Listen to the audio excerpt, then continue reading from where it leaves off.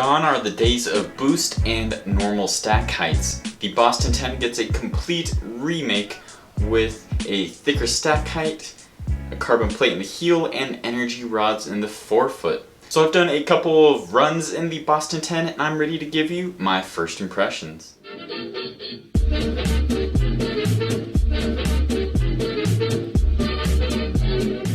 So let's talk about the specs. The Boston 10 has a 39mm stack height in the heel, 31 in the forefoot, with a drop of 8mm.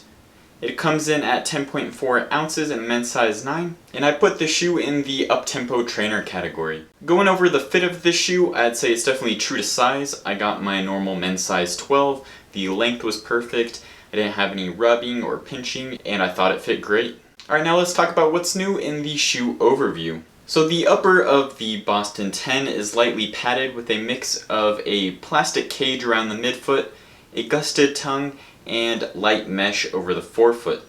The midsole uses a top layer of the nitrogen-infused TPU Lightstrike Pro foam, and the bottom layer is the firmer regular EVA Lightstrike foam.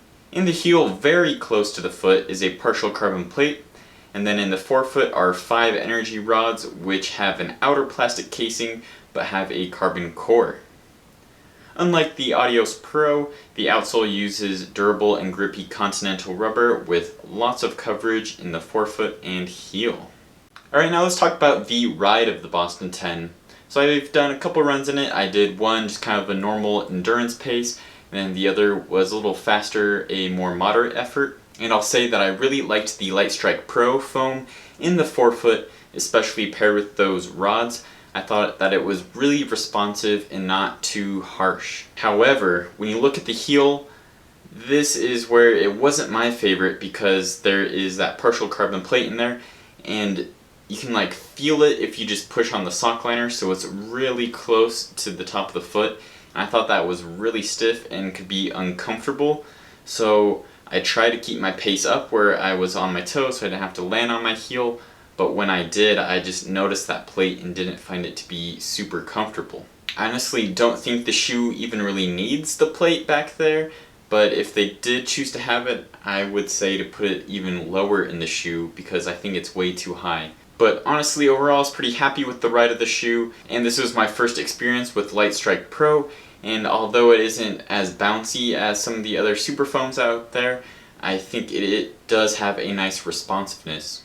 Alright, I'm going to do a few quick comparisons to the Boston 10. The first shoe I'm going to compare it to is the Atreyu Artist. So comparing the uppers, the Artist is very minimal, but I thought that the Boston 10 was definitely a lot more comfortable, and so I give the win to the Boston 10.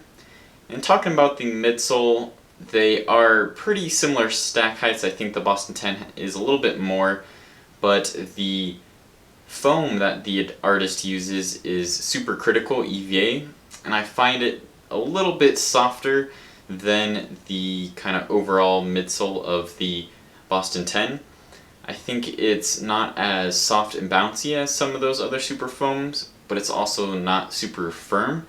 So it's kind of a nice in-between where you still get some bounce, but it's still nice and responsive. There is a just regular full-length carbon plate in the Artist from Atreyu, and I thought that worked well, gave it a little extra pop. And unlike the Boston 10, the heel is soft in the Artist. The outsole on the Artist is very minimal, just kind of racing oriented, while the Boston 10 is definitely more everyday trainer oriented. Alright, a lot of people asked about this next comparison, so I'll give it to you, and that is comparing the Boston 10 to the Endorphin Speed.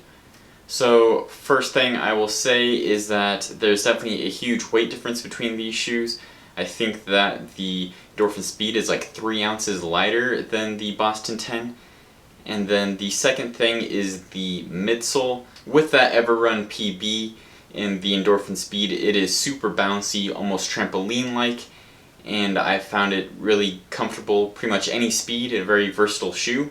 While the Boston 10, I'm still trying to get a feel for the Boston 10 and which paces it works best for, but so far I've found it works better when I'm up on my toes at quicker paces, and I'm hoping that the Lightstrike foam in the heel will soften up a little and it could maybe be better for everyday paces. But overall, from what I've experienced with the Boston 10 and the Endorphin Speed, I'd say that this is a much more versatile shoe I'd use for a much wider range of runs compared to the Boston 10, where I might just stick to kind of speed days or maybe some intervals. Alright, so I haven't run in the Adios Pro, but just comparing the specs, it is pretty similar. The Adios Pro does have a more minimal, more racing oriented upper, while the Boston 10 is a little more built out and more durable for everyday training. The midsole of the Adios Pro uses full Light Strike Pro, top and bottom, but they do both use the carbon plate in the heel and the energy rods in the forefoot. The outsole on the Adios Pro is very similar to the Atreyu Artist, where it's just thin with no grip, and like I mentioned, the Boston 10 has a lot more grippy and durable rubber. So overall, if you're a fan of the Adios Pro or you're thinking about getting the Adios Pro 2, I think the Boston 10 will be a great training companion to either of those shoes. So there's still a lot more miles to put on the Boston 10, a lot of different types of runs I want to do in it. So once I do that, I'll give you my full in-depth review. But for now, those were just my first impressions. And if you want to learn more about kind of the full new lineup from the Adizero racing lineup, check out my video. I think Adidas just officially announced all of those shoes, including the Adios Pro 2 and the Prime X. But thanks for watching, and subscribe so you don't miss any new videos. And as always, keep on running.